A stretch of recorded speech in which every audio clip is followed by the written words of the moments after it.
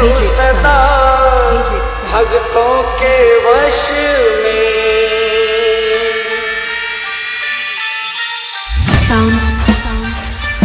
Testing. हाजिरी लिखवाता हूँ हर दरस में,